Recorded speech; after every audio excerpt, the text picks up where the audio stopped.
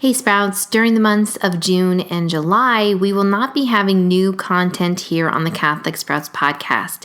Instead, we will be revisiting some of my favorite weeks of content. And here is one of those weeks. Enjoy! You're listening to Catholic Sprouts, the daily podcast for Catholic kids that strives to plant seeds of faith.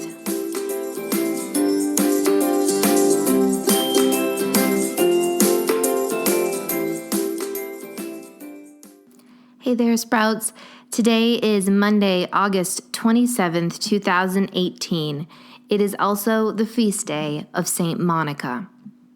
This week on the Catholic Sprouts podcast, we are tackling the topic of prayer. The reason why we're talking about prayer this week is because of some of the great saints that we will be celebrating, including St. Monica today. St. Monica was the mother of St. Augustine, whose feast day is tomorrow.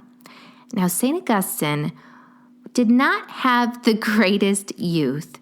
St. Augustine was a known sinner and did all sorts of horrible things before he converted to Christianity, eventually became a priest, and then a bishop, and wrote so many amazing spiritual works that we still use today. But what happened? How did he give up this life of sin and become a great priest and bishop? Well, he credited his conversion to the prayers of his mother, St. Monica. St. Monica never gave up on her son. She petitioned heaven every day, asking that her son's heart might be softened and he might come to love Jesus. And in the end, after years of prayer, God heard her, and St. Augustine came into the faith. But prayer is not something that only saints do. We are all called to pray every single day. When I was young, I remember not really knowing what prayer is. It's a little hard to understand because it's something quiet that happens in the secrets of our hearts. So I want to help you try to understand what prayer actually is. First of all, prayer is actually very simple, and it can be done in lots of different ways. Praying simply means being in the presence of God. And as you know, God is everywhere. We can pray and talk to God and share our feelings with Him in nature. If we see the beautiful world that God created, we can feel His presence and open ourselves up to Him.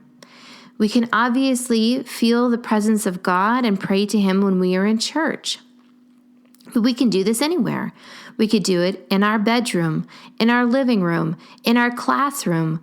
God is in all of these places, and because of that, we can come into His presence and pray. A few things to remember about prayer.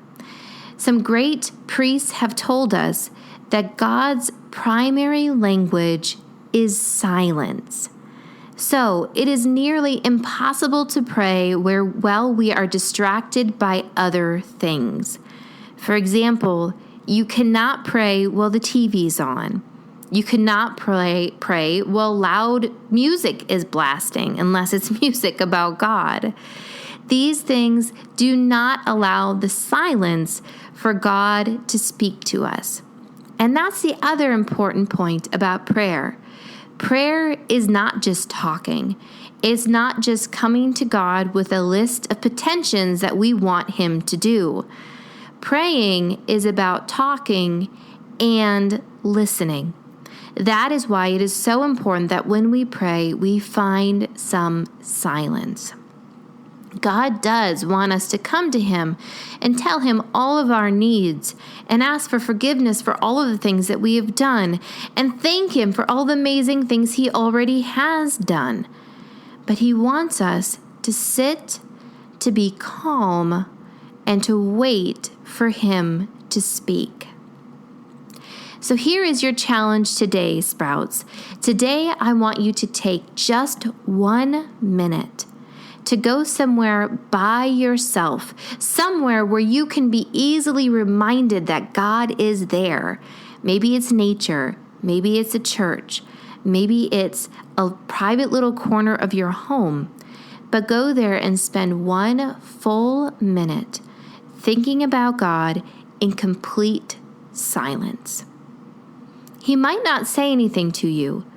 What he might do instead is just give you a little peace, a little feeling that he is there and that he loves you.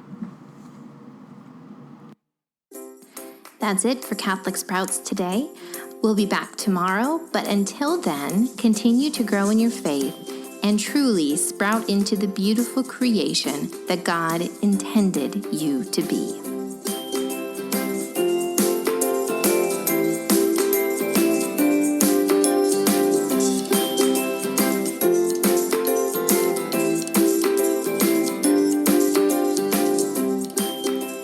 Just one more thing, Sprouts.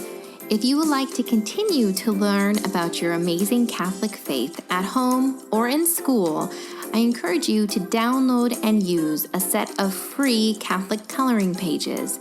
There's one for each letter of the alphabet, and you'll find them at DoSmallThingsWithLove /coloring.